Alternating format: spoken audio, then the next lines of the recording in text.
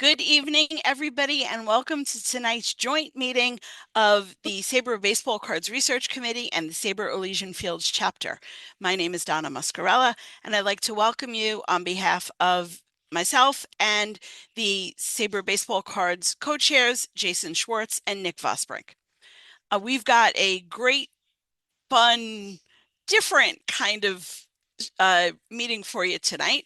We're doing a player collection showcase. So this is going to be a baseball card themed event that is going to focus on 3 Hall of Fame collections. Now, they're not just Hall of Fame collections because they happen to, just the way it worked out, feature 3 Hall of Famers. But as you're going to find out very shortly, the passion and the dedication that went into putting each of these collections together really does make them Hall of Fame caliber.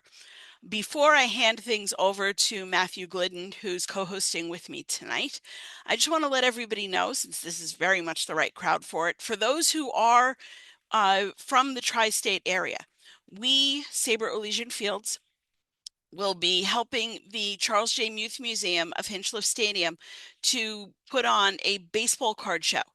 On January 24th of 2026, the show runs from 10 to 3. It is a fundraiser for the Muth Museum, and SABR Elysian Fields just volunteers to help them with the event so that they can carry on their very, very important mission. So without further ado, I'm going to hand things over to Matthew. Thank you so much, Donna. I am here to represent the SABR Baseball Cards Committee. So for those who are familiar with SABR, it has a wide range of different areas it goes after, from research of purely active players to, of course, the great history of our pastime, and then all of the ephemera that goes along with it. And today I'm joined by 3 other super collectors, each of whom has their own slice of history to tell in terms of what the player's importance was to the game and what the player meant to them personally. And I trust that they'll add color to that as they go. We'll have an ongoing series of these type of card events that includes another one just coming tomorrow evening. So please, if you are a baseball card collector, if you are interested in SABR, keep a close eye out on the calendar for how to join those future events. And Jason himself, who will be leading off tonight with this CARL HUBBELL collection, is another key player in the baseball card side, both as a writer and as someone who helps steer the ship in terms of how we move from the off season into the regular season, all with a baseball card lens. So without further ado, Jason, many people here know you. For those of us who don't actually know you in depth, give us a little bit of an intro and then explain how you came to CARL HUBBELL, and then please take us on the journey of your CARL HUBBELL collection. Perfect. And Donna, I'm going to give waiting room responsibilities back to you. So I'm Jason Schwartz. I'm one of the co-chairs of SABR Baseball Cards, and I'll make the introduction quick. I'll say just a couple things. I'll brag a little. I'll say at the moment, I'm the #1 CARL HUBBELL collector on Trading Card Database. So I'm proud of that with 100 plus cards. But also, and this is maybe where the CARL HUBBELL collecting gets weird, I'm a huge Dodger fan and I hate the Giants. So I tried to be big today. I wore Giants colors, probably the first time in my life. Um, but I'm going to start just by saying why I got into CARL HUBBELL and why it is that a Dodger super fan would collect really one of the New York Giants, greatest legends. So it all started in elementary school. I'm of that age where we used to order little books out of catalogs, and then, I'd always pick the baseball titles. And back then, anyways, right, it wasn't like advanced stats. It was always like, baseball's most amazing days, baseball's greatest feats, all these things. And so one of the first stories I read was, whoops, I'm bad at this, but, was CARL HUBBELL. And of course, his 1934 All-Star game striking out 5 Hall of Famers in a row. And at the age I came to believe that made him probably the greatest pitcher of all time, maybe the greatest baseball player of all time.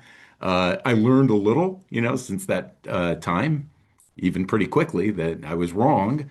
But he also ended up having some Dodger connections. Some of you who know his sort of later life story know that he coached Bobby Castillo, a Dodger relief pitcher, on the screwball. Castillo also with the Twins, and that Castillo ended up helping Fernando Valenzuela with his screwball. And so, in kind of a weird way, CARL HUBBELL is the screwball grandfather of Fernando Valenzuela. So even as a Dodger fan, I got to have love for that. So if it's okay from there, Matthew, I'm just going to show the cards and try and see how many I can show y'all in not a lot of time. I'm going to start with what I think of as the core of collecting Carl Hubbell.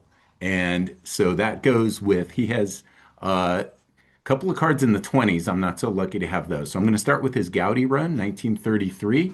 He had two cards in the set. This one was in Series 9, so kids had to wait a long time. This was the final regular season series in 1933.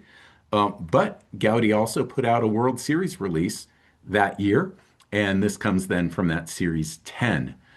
Those people that like baseball card mysteries, I will say when these cards came out is not super known. There was a fabled collector, Elwood Sharf, who recounted his memories of collecting Gaudy years later, who said he remembered these things coming out in late October, which would be surprising, right? Given that the World Series, I think, ran through October 7th. And this card, I think, even mentions Carl Hubbell's November Most Valuable Player Award.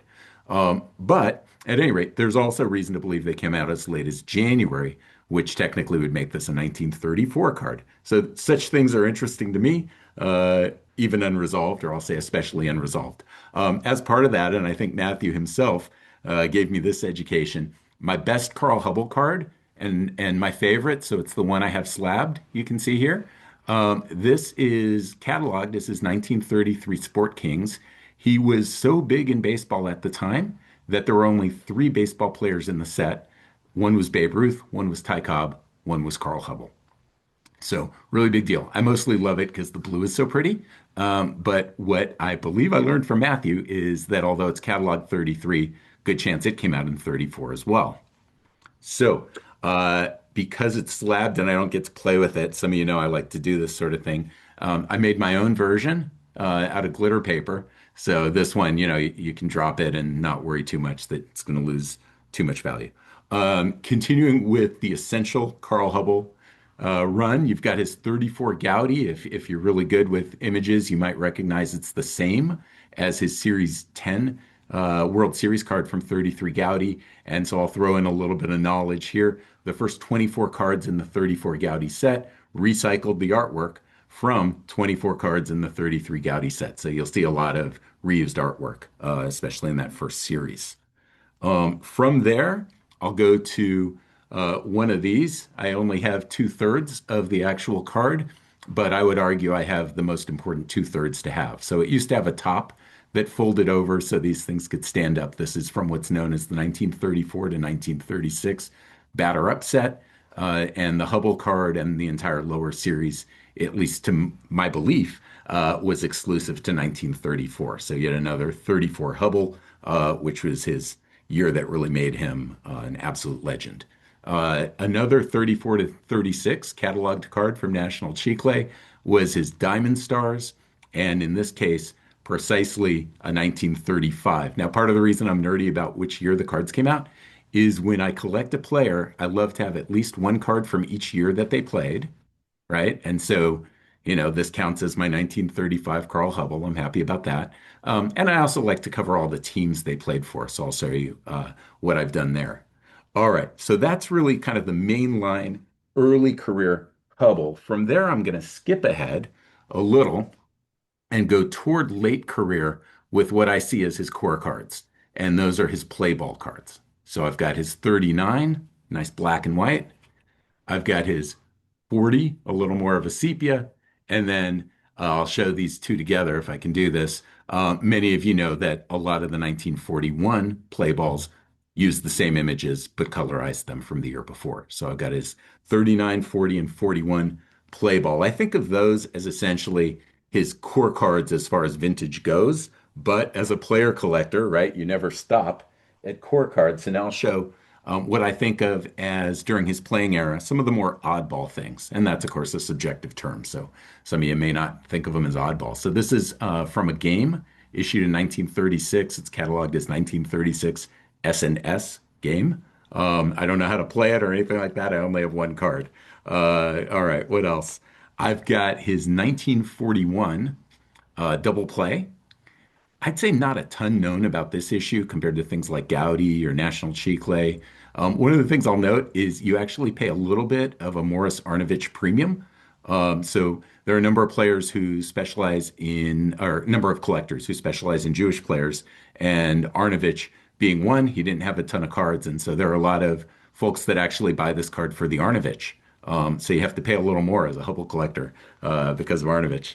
And then this is kind of a career capper. A lot of people think these are ugly and dumb, but this is so Hubble played 28 to 43. This is his 43 MP and Company card. I don't know this with certainty, but I think these had been in strips and were sort of cut out as like carnival prizes and things like that. I'm not sure if they were issued other ways beyond that. So, kind of a fun one and dinged up enough that I could probably drop it and not panic at all. Um, from there, I want to cover one more little collection of oddballs from the heart of Hubble's playing career. They won't show quite as well because I've got them in the plastic sheet, but I've got six different diamond matchbooks ranging from 1934 to 1936. And one of the things, of course, we know as player collectors is from a distance, a lot of people might say, aren't those all the same or something like that, right? But as player collectors, oh no, no, they're actually all different, right? And so I'm in the process of trying to figure out how many different diamond matchbooks there were for Hubble. I believe the answer is nine, but according to some sources, it could be as high as 13. I don't believe those sources, but the point is, diamond matchbooks, if anybody's looking for a research project, there's no known master set checklist for these. We know who the players are, but for a given player, do they come in red, blue, green, and orange, or just three of those, two of those, or one of those colors in a given year? So from there, ooh, I'm gonna run out of breath. I'm gonna move on just to some other things that I think are fun. Most of these are going to be vintage, but post-career, but not all. In fact, what I'm showing you here is the most current Hall of Fame postcard for Carl Hubble. Those of you that collect, players that played a long time ago maybe know that there are more than, there's always the bright yellow ones you could pick up at the Hall of Fame shop. They still have them for every Hall of Famer. But there's kind of a long history, depending how long ago your favorite player was inducted into the Hall. There's what are called the Albert type postcards, which look nearly identical to the Art View postcards, which look nearly identical to the other Art View postcards. And there are ways we learn to distinguish such things. So, from my perspective, I have all four Carl Hubble postcards. But again, as a player collector, all right, that's four. A lot of people would say, why do you have four of them, right? Aren't they all the same? Okay, we get that a lot. A few other fun ones. This is actually my oldest Carl Hubble piece. This is a 1932 postcard slash Giants schedule. So the schedule on it, on the back, I guess I'll show a little, dates it to 1932. Everything else I showed you was 1933 or later. So at the moment, that has a nice distinction in my collection. Hubble was, of course, the subject of a lot of sort of oddball things in the 1970s and 1980s. This is a cartoonist named Feg Murray, and a little set was put out of some of his great newspaper drawings. So I've got the Hubble. Another cartoonist I love, Bob Parker, has a Carl Hubble card, in my case, autographed. Dick Perez, probably my favorite baseball artist of all time. And I love this one so much that I have what I'm calling the master set. Technically, the master set's only one, but I have the one, I have the unopened pack with Hubble on top. And again, I mentioned I make little glitter cards. Sean, who's on the call, gave me a cut Hubble autograph. So I made my own little gold bordered cut auto Hubble. So that's the true master set. I think I'm the only one with all three. Um, okay. Uh, some other favorite post-career Hubbles. This is actually because that All-Star Feat was so exciting for me as a kid. I love this. This is 1948 Sport Thrills, and of course, it talks all about the feat. 61 was a banner year for baseball nostalgia. So Hubble made it into the 1961 Fleer set. I've got an autographed version of that. He made it into the Golden Press book with a little card. He was one of the 33 players. And he made it into, again, a company with almost nothing known about it, I think, the New Cards Baseball Scoops set. This was actually my first Carl Hubble card. So this was extremely exciting for me. I was like 11. I went to a card show. This was in like a 25-cent bin. They didn't have dollar bins back then. Dollar bin back then would have meant expensive cards. Right now it means the cheap cards. But back then it was like a 25-cent bin. I dig through it. I didn't know what it was because it didn't look like any card I'd ever seen. Because it looked like a newspaper, I assumed this card was from 1934 and that I got a 1934 Carl Hubble for 25 cents. Took me a while to learn it was 1961, but still favorite. Some of you are like, what about 1960 Fleer? Well, I was saving that because of how exciting that is. Uncut panel with Carl Hubble. So as a player collector, things like this get really fun, right? Total oddball. So I'll just finish with a few more, and then I'm going to hand it back to Matthew. I love cards when there's like a little bit of a story to them. So some of you know Bob Laughlin put out an All-Star Game set in 1976. Hubble, of course, made it, and Hubble's wearing his famous number 11. That's the number he wore essentially his whole career. Laughlin found out after he put the cards out that during the All-Star Game, Hubble actually wore number 14, and so Laughlin actually corrected the card for the set. Kind of a fun story. All the players wore pretty rando numbers during the All-Star Game that they pinned over their normal uniforms. Even odder, Babe Ruth and Lulgjaraj got 3 and 4 to pin on the back of their uniforms, covering up their other 3 and 4. You might wonder why'd they bother pinning that stuff? Well, they did. If you look at newspaper photos, you'll notice like a little flap even on Babe Ruth's back. All right, closing off the collection. Let's do this pal first. If people want to know what's your weirdest stuff, 1981 Topps Thirst Break. This is a set I collected so obsessively in 1981 and went to card shows, and I never knew these little comics even existed. There's about 20 baseball players in the set. Hubble, one of them. I literally only found this out like a year ago. And then I was like on the hunt, and I was so annoyed paying. A guy wanted like $5 plus $6 shipping. I was so annoyed by the shipping charge that I was like, no, I'm not going to do it. So I literally bought an unopened pack of Thirst Break gum, which was like moldy and disgusting, in hopes of finding a Hubble. I got shut out, so finally I paid the guy's ridiculous shipping. So that's a card with a story. And then this, some of you know the historic autographs cards. This is like super trippy. It's like Hubble, pitching through the galaxy, or Hubble in heaven or something, however you want to go. So that's one of my weirdest. I'll just close out with these. So one of the things you do as a player collector, depending, not everybody, but if there's certain cards that you think are important and they don't exist, you just kind of have to make your own. So Hubble returned to the scene of the crime, sort of. He went to the 1984 All-Star Game, which was the Giants hosted, not in the Polo Grounds, but Candlestick, and threw out a first pitch. And so I made a 1985 Donruss fake commemorative of that occasion. Another fun one, I just love Friendly Foes, and I love 88 Score. So I've got Carl Hubble with Bob Feller. It's just kind of a homemade, one of one, I guess. And then Eric Kittelberger, phenomenal artist. He featured Hubble in kind of his monthly release one year. I really loved his take on the classic All-Star Game. And then I mentioned, as a player collector, I love to get every year the guy played and every team he played for. In the case of Hubble, right, it was only, spring training, but literally Detroit Tigers. And so I found a guy that used the Rookies app and put this on sale on eBay. So it's my Detroit Tigers, Carl Hubble, to finish it off. So I know questions will come later. I'm going to hand it back to Matthew in the interest of time, but thanks everybody for the chance to show my favorite collection. Yeah, great work, Jason. We do have one right away from Andrew. It's right there in the chat. Do you have Life or Time magazine or other similar magazine covers that feature Hubble? Okay, sorry, I think I'm muted. I'm going to say not yet, not yet. So I'm not ruling them out, but there's sort of, for me, there's kind of a focus of like the stuff I want to get first, and then at some point, okay, now let me move to magazines or things like that. I'm really big on displaying what I have. And so cards, because they're small, you can display a lot of them in a small place. But as soon as you get into the magazines, it's a bigger ordeal. I do have a couple of thoughts in that direction before we connect over to our next presenter.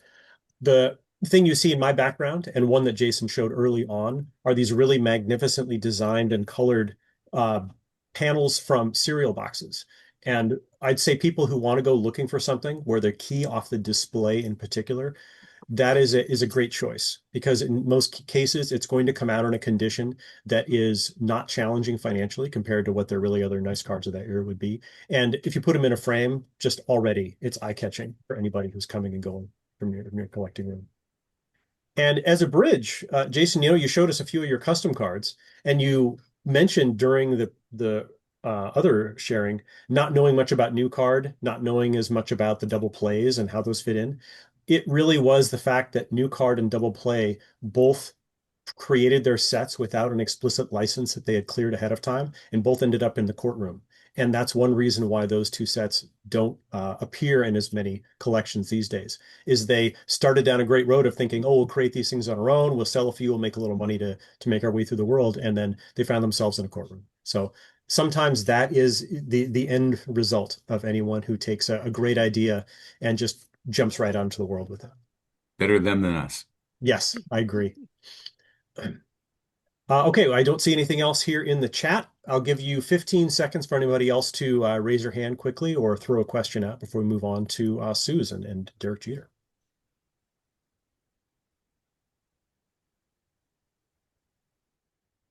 All right, that seems like the right amount of time.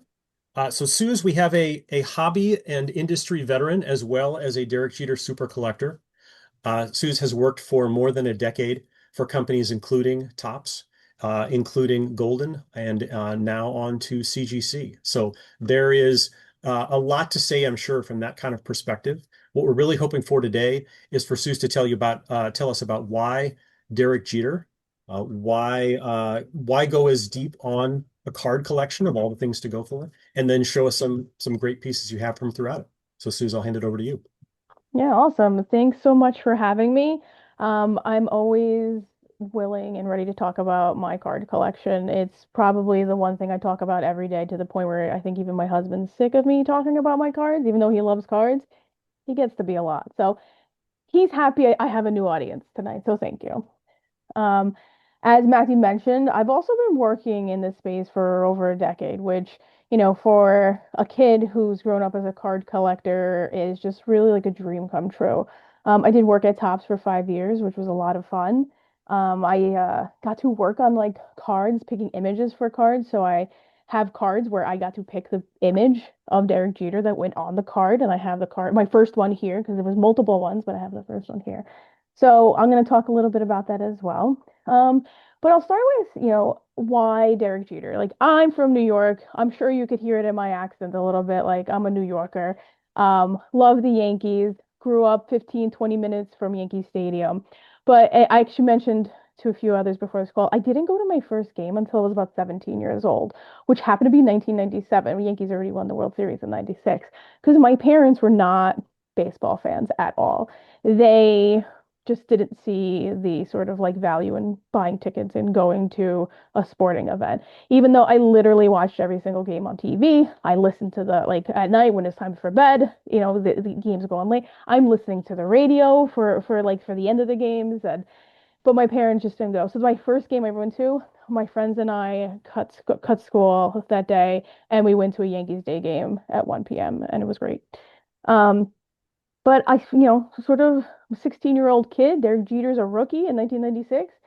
I just fell in love with the guy, you'd always get to like, oh, but he's so cute. I'm like, it was more than that. Like, he was just a guy who actually wasn't that much older than me, making a splash in New York, and just even in 1996, just like always there at the right time. And for me, if you're a collector, and I think a lot of people understand this, it's like, how do you feel closer to a player? How do you like like I'm not gonna be his friend. I don't know the guy. So like, how do I feel like a closer connection to him? So for me, that was collecting. And so I went out and started collecting as many cards as I possibly could of his. And so now it's 1996. He's already had several years of like cards because his first cards were featured in 1992 in the minor leagues. And if you remember, this was like the days of like eBay where I'm writing checks to people because, checks and money orders were the thing. The PayPal wasn't even a thing yet. So I would just buy lots and lots, literal lots, like just multiple cards off of eBay. And that was how I started to build up my collection. I thought at one point in time that I was going to have like I'm like I am going to collect every single one of his cards. Not autograph, like I wasn't including autographs or the pieces that have relics in there. But I was like, I'm gonna do this. And then I looked up how many cards he had, and I realized, well, that's never happening. And as of today, Derek Jeter has more than 26,000 different cards, which is absolutely insane. Like, there's just no way anybody in the world is ever going to collect that. Having said that, I am up to 3,200 different cards, roughly in that range, which is which when you're like, oh, but only 26,000, it's a lot of cards to have of different cards of his. I have a sheet where I keep all the information. I'm slowly trying to like migrate over to the trading card database. But because it is a lot of cards, it's going to take a while.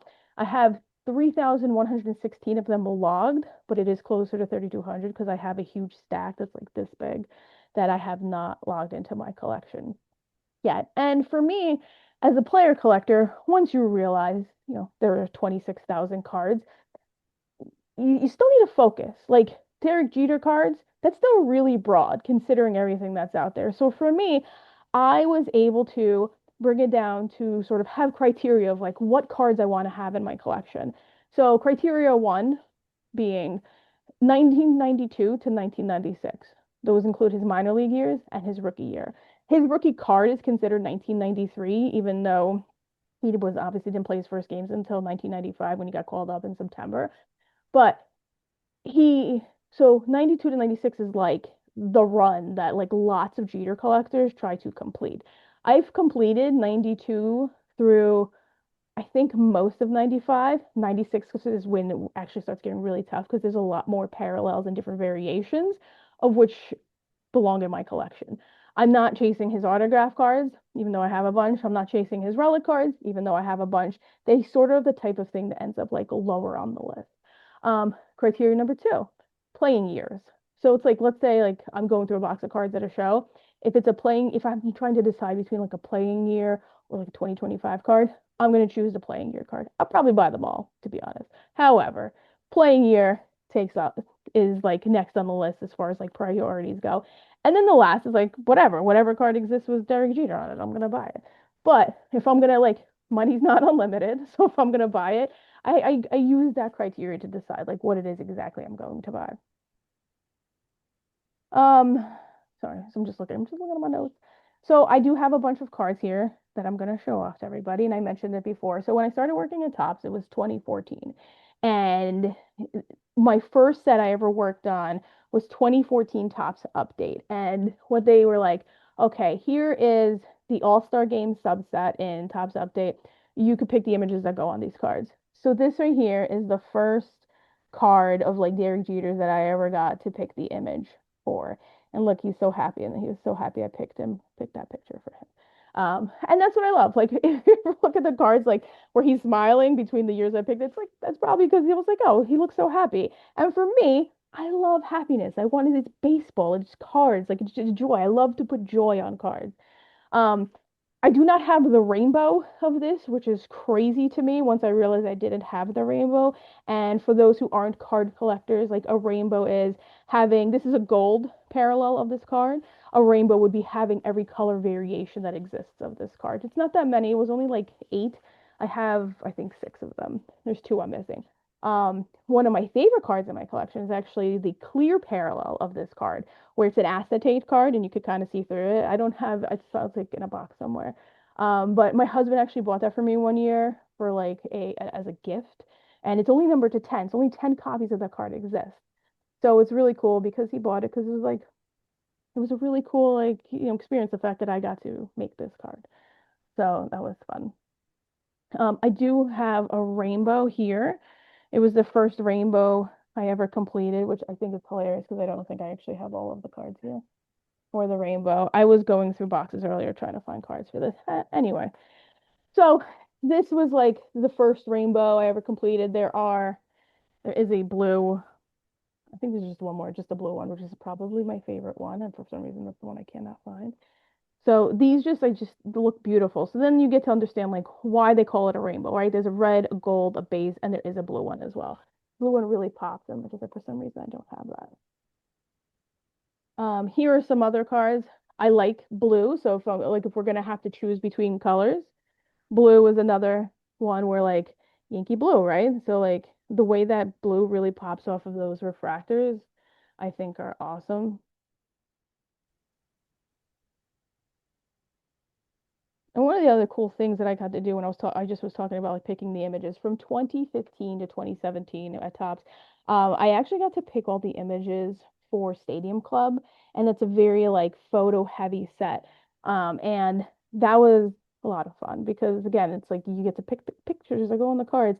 So a lot of my pictures are guys smiling and having a good time. But 2015, I think it was 2015, it might be 16. 2015 or 2016 Stadium Club. I want to say it's 15, but or maybe it's 17. To be honest, I have a really bad memory. Um, Derek Jeter's card is not, he actually doesn't look very happy. He has his head down, he's running out of the dugout. And that picture is actually from his last game at Yankee Stadium where he's running out of the dugout for the last time. And to me, it was like such like a big moment. And even though I talk about like, yeah, I want smiling and happiness. Really, what it boils down to is like anytime I picked an image for a card for Stadium Club, I needed that image to make me feel something. And in that moment, like there was Derek Jeter running out of the dugout for the last time. I might have teared up a little bit picking that image, but and I went on a card. And I see somebody asked like, I think there was a question about a Holy Grail. This is 1993 SP. And this is like, if you're going to own a Jeter card, this is the card you want to own. This is of the rookie cards, this is the most important rookie card that he has out there. A PSA 10 of this, once upon a time, sold for $500,000. Through my wonderful career that I've had, I was working at Golden at the time that happened, and I got to caress that card in his lap and hold it. So that was really cool. Obviously, did not keep it. It sold. I did not have the money for that card. But this is the card, the 93 SP. This was this one I have, and it's just in an authentic slab. You can see it just says authentic. I bought this card back in like 1999, 2000 with my own money from working my part-time job at the Sports Authority. And I spent like $150 on it. And that was a lot. That's a lot of money for, for a 19, 20-year-old kid going to college. So it was like scratched and everything. But to own this card, this one just says authentic on the holder though, to me was very important because I just, as a Jeter collector, like, are you even a Jeter collector if you don't have this card in your collection? So for me, having this card is important. I'll never sell it. Like it's one of those cards that's going to stay in my collection forever. I did upgrade it though. So here I have like a Beckett 8.5, which is slightly better condition than the one I have. So I did upgrade it, but that one's like my baby. Like that's the one I'm never gonna sell. So I do have some other cool cards here. This one's a really neat card, just because there's a lot of different things you can find in cards. This is from the Subway series, and there's a Subway token in there. Like that's a Subway token from New York City embedded in that card, and that's really cool. So as a kid growing up in New York, I got to use Subway tokens. Now I swipe my phone and I get on the train. So here's another really neat card. So I pulled this card from a box of cards in 2009, Upper Deck. And I remember pulling the card and same thing at the time. It was only like $150 for a box of cards, which is insane now to even say something like that because this product would probably be like $1,000 product these days. But still, didn't have a lot of money. I'm not rich. So like when I spent that much money on this card, I could not, I mean on the box, and I actually happened to pull this. I could like it honestly, it was like I couldn't believe it. It was one of the best pulls I've ever had. And then and then this one, I love this card so much. The 90s, honestly, like the 90s, let's see if you could see, like you could see me on the other side of this card. So like to me, 90s inserts did it best. And Jeter, coming up in 1996, got a lot of really fun inserts. So I just love that card and it's in my collection just to show it off. Um, I feel like my presentation was a lot shorter than some others. However, um, Yeah. that's my Jeter collection, and these are some cool cards that I have. If anybody has any questions, I will. Tom has one right here. He said, "Do you have the Jeter 2009 Heritage card with the Red Sox I logo know because it it's like makes I him do not. laugh?" Yeah. I do not have that one. I know which one you're talking about. It actually goes for quite a significant amount of money, at least last time Hmm. I checked. So I definitely do not have that card. I did get to meet Derek Jeter many Hmm. times, and I said, but like I actually before I worked at Topps and Industry, I was a sports writer. So I was covering different games and stuff like that. So in 2009, I was covering the Phillies Hmm. and they played the Yankees in the World Series. So I got to interview him a couple different times. And then a few years back, Topps had done a breakfast with Derek Jeter. It was like a Topps Transcendent event. And they needed like a seat filler. So they were like, hey, do you want to come just hang out? I'm like, yeah, that sounds wonderful. I'm in. So I go there and I get to talk to him now, like not work related. And I was crazy in my mind, but I'm like, hello, Derek Jeter. Like he doesn't know his name, but I keep calling him Derek Jeter, by the way, his full name, his full government name. And I'm like, hello, Derek Jeter. I'm a huge fan. I collect all Derek Jeter cards. And I'm going, and I'm in my mind, I'm like, please stop saying his name. He knows his name. But he was actually really nice about it and like shook my hand, was like, what's your name again? I was like, oh, I'm Sue. He was like, nice to meet you. So Derek Jeter is aware of this crazy girl from New York who has a giant Derek Jeter collection of his cards. So in case anybody was wondering about that. Well, Nick asked an important question right off that, which is, how do you organize and display a collection that's well over 3,200 by this point? That's great. So it's changed over time. So Hmm. initially, I used to have them in binders, and then I would actually so they go in number or like year order, so starting from 1992, and then in alphabetical order based on the set. So like tops would all come first, and upper deck would come after that.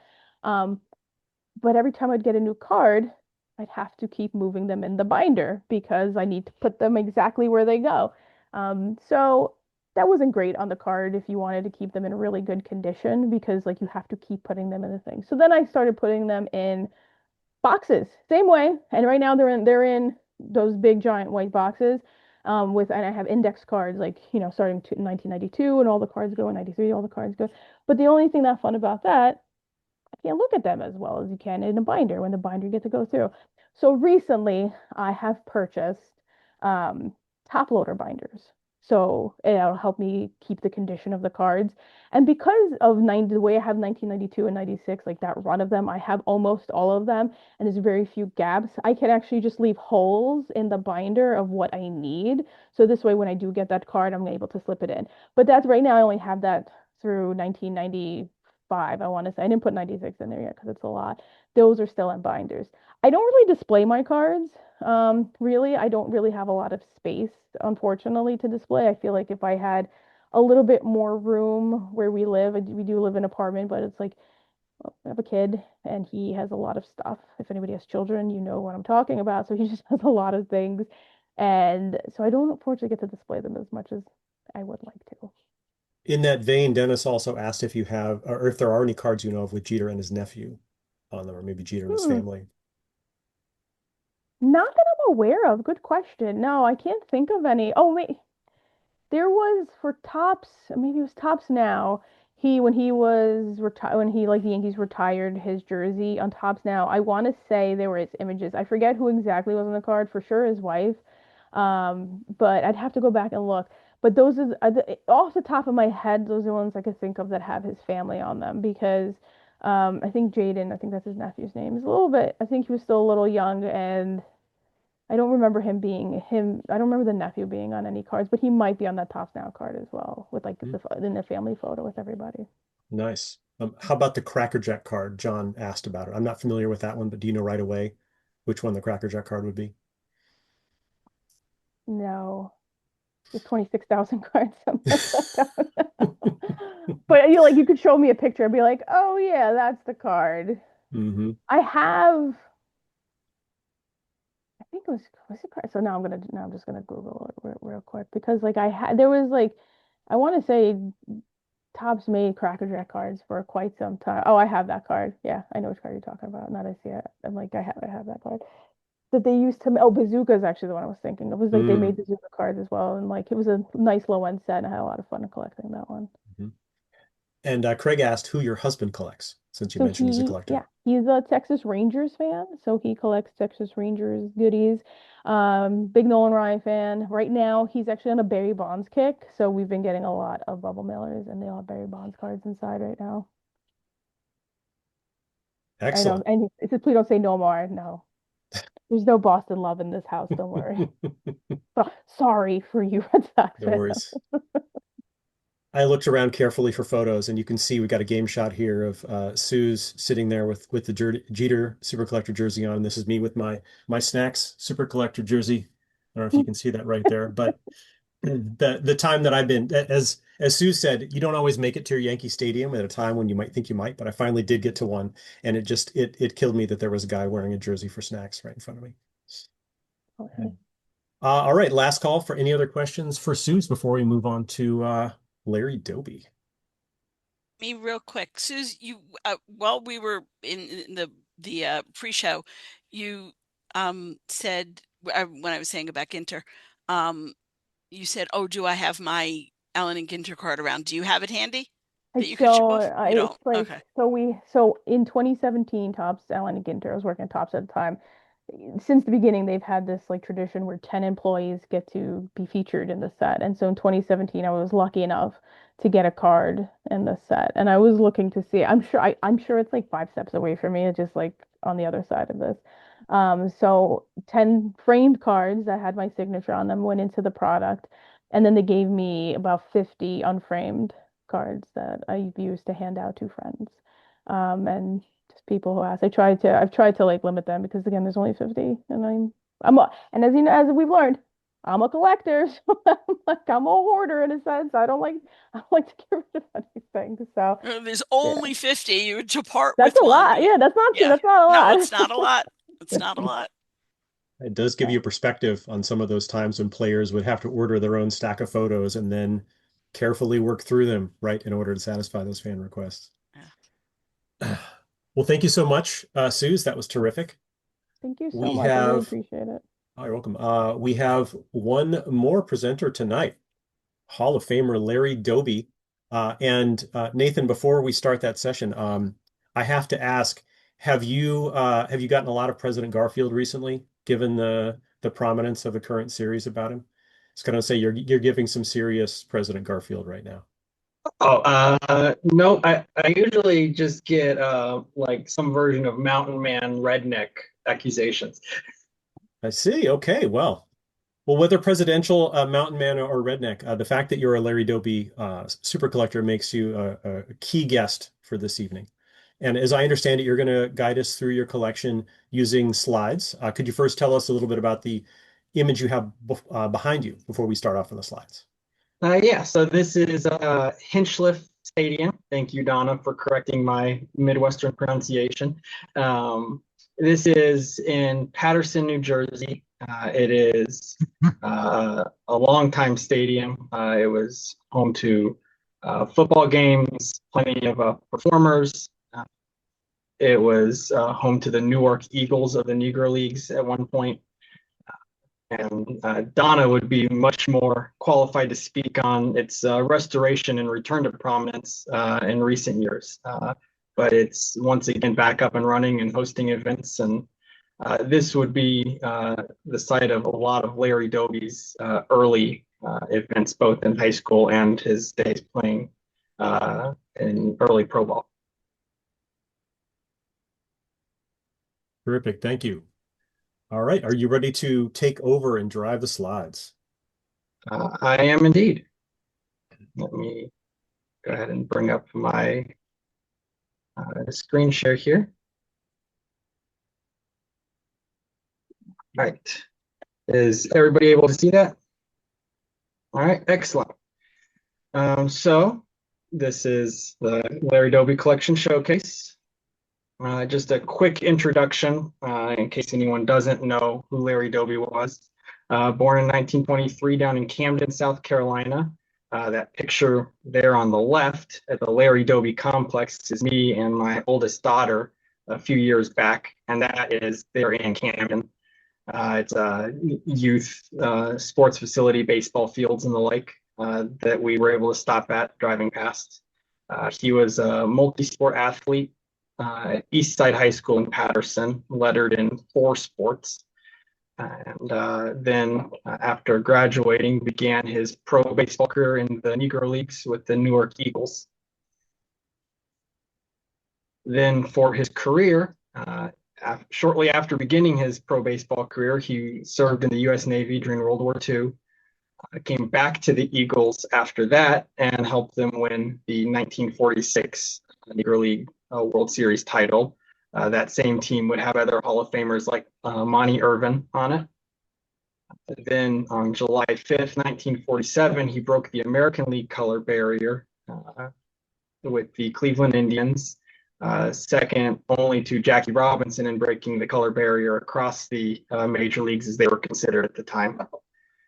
Became one of the league's best hitters, was the first black player to hit a home run in a World Series, that being in 1948. Which the Indians won that World Series, actually, the last World Series by Cleveland. He was a 7-time All-Star. He played for the Indians, White Sox, and Tigers. And depending on who you look at as a source, ChatGPT will also tell you he played for the Orioles. He did not, but he was briefly signed to the Orioles at the end of his career. He was also the second black manager in Major League Baseball history with the Chicago White Sox in 1978 when he managed for part of the season, second to Frank Robinson, ironically with the Cleveland Indians. Then he was inducted into the National Baseball Hall of Fame in 1998. For my collection, brief background on why I collect Larry Doby. I am a longtime card collector, probably not by the standards of many of the people here tonight, but relative to my lifespan.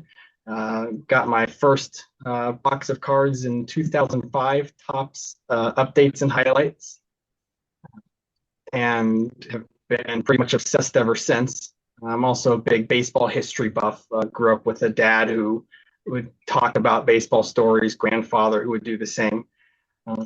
And I have a love for the untold story. So everybody knows who Jackie Robinson is.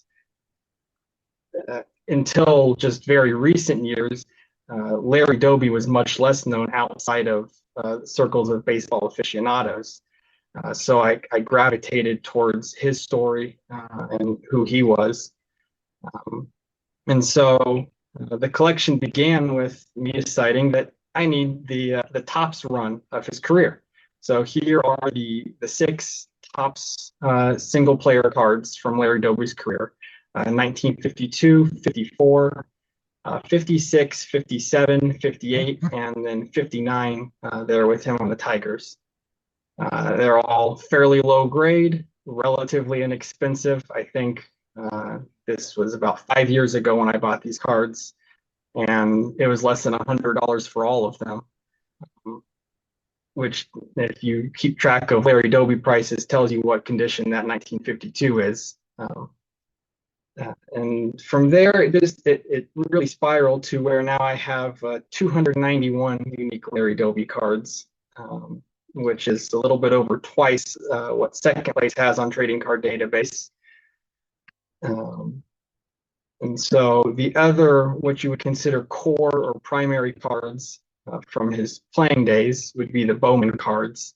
So you have the 1949, which is considered a rookie. I have that. It's graded authentic because the back indicates that it was glued to some sort of display by whoever pulled it out of the pack searching for gum. We have the 1950 and 51 Bowman, which have the same image. The cards are just slightly different dimensions, and you can see the 51 has his name down there at the bottom. The 1952 Bowman, which is one of the few cards I actually bought specifically to have a nicer, higher graded version of it. The 1953 Bowman there in the bottom middle, and the 1954 Bowman in the bottom right, which you can see there with that note.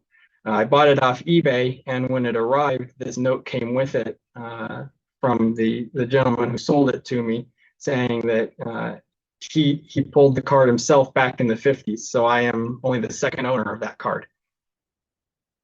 And so then the other part of the playing days cards here is the oddballs, and this is where I start to get really excited about stuff. Is you delve into the history a lot. So up there in the top left is the 1948 player pack card. So these would have been sold in the stadium there that year. So this was the World Series winning year for the Indians.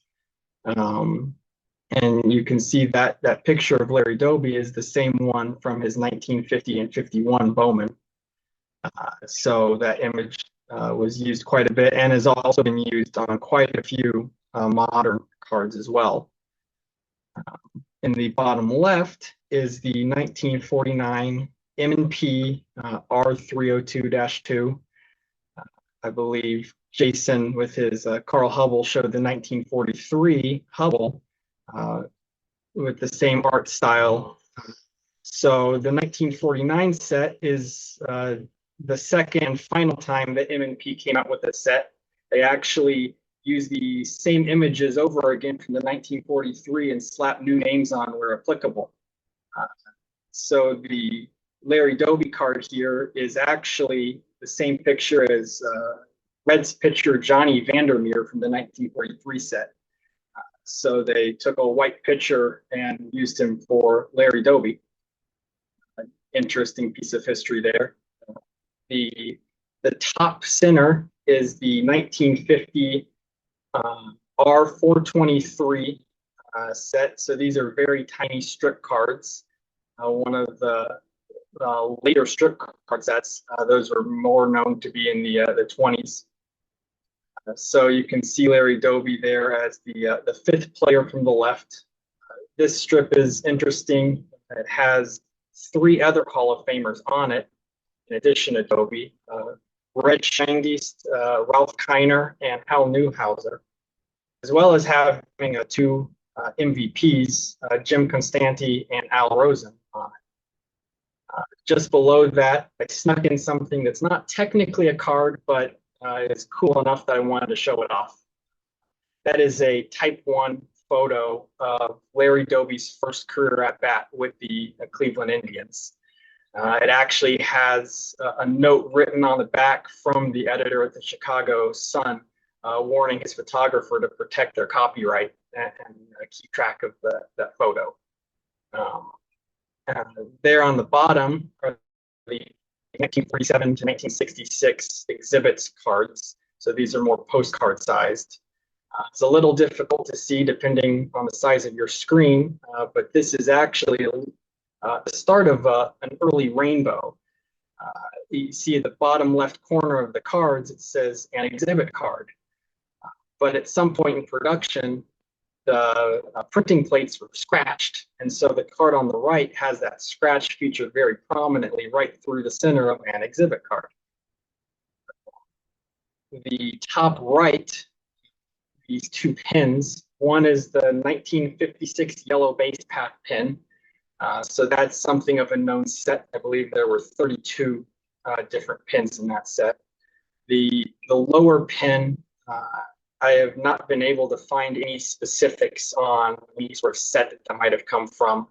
So it could have been something sold in a stadium or anywhere else, giving away some sort of promo. But the image looks fairly in line with early 1947-49 team press photos of Larry Doby. So my assumption would be it's likely from early in his career with the Indians. And then here on the bottom right is the 1955 Red Man Tobacco card. So this is a fairly large card. This example I have here has the coupon tab still attached on the bottom. There's also a 1952 that looks almost identical, but it's blue instead of green. But they were both just advertising cards for a tobacco company. So then here for modern cards, I just have a few examples of some of my more prominent ones. So we have this SP Legendary Cuts, which is a 2004, I believe, hand numbered to 32, cut auto. So fairly early on in the era of cut autos and low number cards. So that makes it rather unique. And then this National Treasures booklet that has both a game used bat and a cut autograph in it. That's numbered to 5. And then my ongoing effort to complete the 2021 Allen Ginter Master Rainbow here across standard Allen Ginter X and Chrome. It will be a project I assume I take to my grave with all of the different parallels and difficult things to track down. But I do have the middle section, the Allen Ginter X. I do have all variations there. So the 1 of 1, 1 of 5, and the unnumbered versions. And then moving on from part 1 to part 1 of 1 is the rest of my 1 of 1s, not in that Allen Ginter series. So I have another 19 1 of 1s here, spanning from 2005 all the way through, I believe 2022 is my most recent.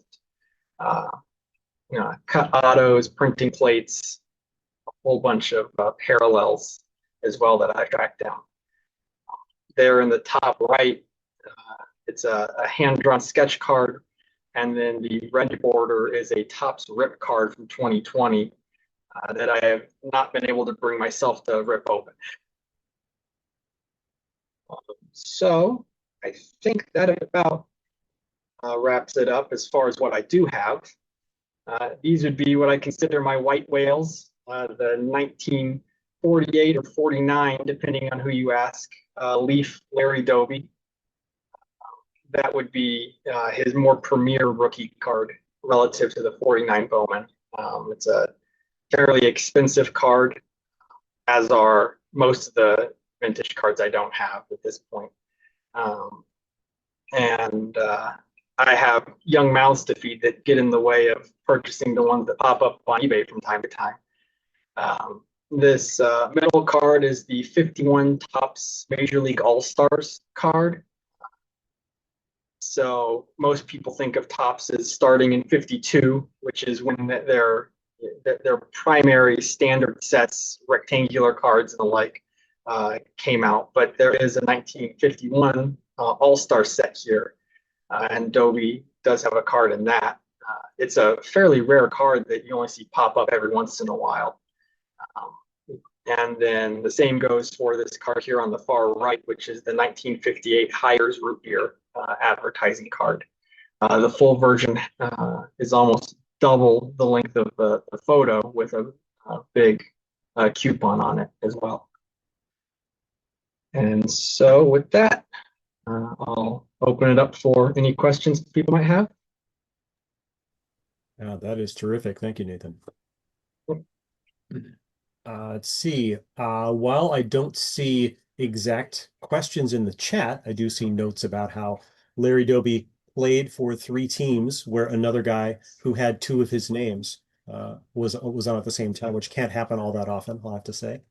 And in general, I have to agree with Dixie. Those things are a lot of these cards you're seeing are not cheap cards, regardless of whether they're aspirational, or actual.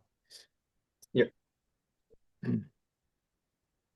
Okay, well, that is wonderful. Thank you for the 3 of you. If I can indulge myself, this will tell you something about the state of my desk, that I was able to find at my desk connections to each of the presentations tonight. I'm going to start with something that Jason flashed, and I'll get to your question real quick, John. And that is one of my favorite cards of all time, the batter up here of CARL HUBBELL, big leg kick. Problem is that when I took it out of my box, it looked like someone had apparently knocked his glove off trying to field a liner. So I've got the glove as a separate piece here in the box.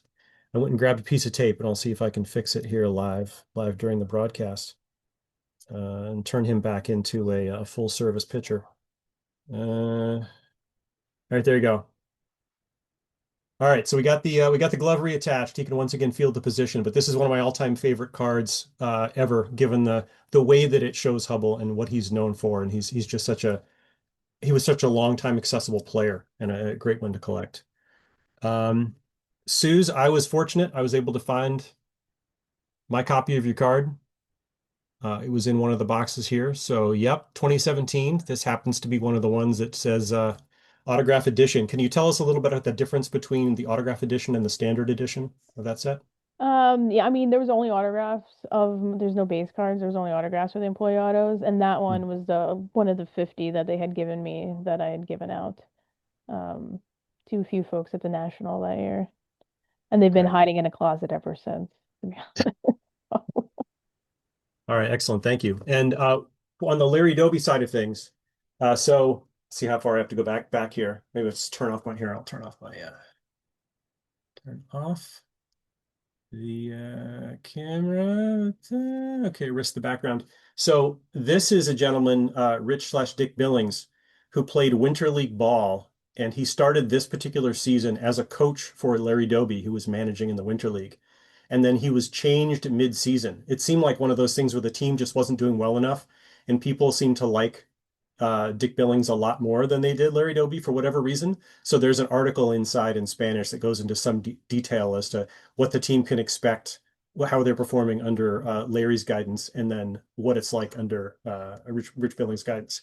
I'll point out that since this guy's still alive and accessible, if anyone's looking for any actual Larry Doby anecdotes, you could do worse than try to send a letter to Rich Billings and see if he's willing to share anything. In this case, I sent him a translated copy of the article, and he was very nice in his reply, apart from wondering why on earth I would want a magazine with his picture on the cover. Okay, John, to your question. How do our presenters feel about modern cards and the plethora of parallels? We've seen a few of those shown off tonight. Let's go. I guess I'll go. As soon as you've got your camera on, you've clearly got a few of them. How in general do you feel having seen both sides of the ledger? It's gotten to be too much, honestly. Like beyond Jeter, I also collected Anthony Rizzo cards when he was on the Yankees, and I did complete like a rainbow his first year, his first Topps flagship as a Yankee, and I completed that rainbow, and it was like something like 15, 16 cards, and that's a lot. And now it's something like 40, 50 cards, and it's just like unattainable. Hmm. Oh, amazing. Uh, Jason, how about you? You've done some DIY rainbows. You've done some actual collecting. What do you think? Yeah, I'm gonna say I want to be a hater. Like the concept of, let's say Carl Hubble comes out in a Panini set and there's 17 different ones. Like I want to not like that because it's annoying to me. Uh, Especially if one's a one of one and another's out of five, because I'm not gonna be able to get them all. But right, John himself, who asked the question, when I look at his Hack Wilson binder, and he has an entire plastic sheet with nine, different colors of the same Hack Wilson, it's a pretty glorious sight to behold. So I'm going to say I'm ambivalent. Like they look awesome when other people have them, but for me, they're sort of too difficult to chase. How about you, Nathan? Yeah, I mean, as a vintage first guy, I definitely prefer, one card per set per year. Um, but at the same time, like I showed, I have the 2021 Allen Ginter that I have a lot of the parallels of, and I have similar partial runs of a lot of other modern uh, Dobie cards or others. So it looks cool, but it does drive me a little nuts knowing that it pretty much guarantees I'll never finish a rainbow. Hmm. Well, thank you all three. Thank you for the question, John. While I don't see any others here in the chat, feel free to yell something out before we finish up. I will close the baseball card side of this by noting that we have another session tomorrow, and it features an author of an entire book about the T202 triple folder set by Hassan Cigarettes, as well as its parallels with the 1912 baseball season. That is available for registration. Just ping me, and I'll be able to hook you up with a registration link. That'll be at 8 to 9 Eastern tomorrow. And then look on our SABR calendar for any other baseball card events. We'll make sure to publicize them as soon as we have them planned. And Jason, I do see you have your hand up. Yeah, so I've got sort of an announcement and a question, if there's time for both, which is in terms of an announcement, this is the second one of these we've done, kind of the player collector spotlight localized to a certain Saber chapter. We did Chicago. This obviously is Elysian Fields. If there are folks here from other chapters and you think this could work at your chapter, we would love to do one with you. So get in touch with Matthew, get in touch with me, get in touch with Nick. We'll put together. But I did want to know from Nathan what specifically got him into Dobie. Yeah, like I mentioned early on in the presentation, baseball history nut, studying every aspect of the history, every part of it. And the stories of players like Jackie Robinson were very well known, but until the last handful of years, Larry Doby was much lesser known, and even today, compared to someone like Jackie Robinson, he's not well known outside of the world of baseball nuts. And it got to where I was, just kind of talking about him to anyone who would listen, and most of the people who wouldn't. And decided, hey, I should probably have a couple cards of this guy since I collect cards as well. And a couple turned into a whole lot more. Perfect. Thank you. All right, it looks like we've covered all the bases. Donna, back to you to do any closure you'd like. Thank you. I think I saw a question in here. The stadium in the background. Okay, you answered. Okay, sorry. So yeah, Hinchliffe Stadium in the background is in the territory of SABR Elysian Fields. We serve baseball fans from top of state through Monmouth and Mercer County. So basically roughly the top half of the state. But the great thing about SABR and these virtuals is that everybody from all over the country can hang out. The goal of tonight's meeting was to spotlight players that have a connection to the tri-state area. So I'm so thrilled that Suze and Nathan and Jason were able to do the New York, New Jersey fan base proud by representing three very worthy collectible players. I look forward to talking to anybody who wants to learn more about Hinchliffe Stadium or Larry Doby, or needs help getting connected back to Suze or Jason or Nathan. We're all here just to help everybody celebrate baseball. And Suze used joy. That is what SABR is for me. So in any way that I can help anybody else increase their level of baseball joy, please don't hesitate to reach out. SABR Elysian Fields will be continuing our virtual presentations, virtual meetings in 2026. We don't have anything scheduled just yet, but it'll be on the SABR calendar. It'll be all over. I want to wish everybody happy holidays, happy collecting, and see you again next year and tomorrow night. Yes, thank you, everybody. All right. Good night, everybody. Right.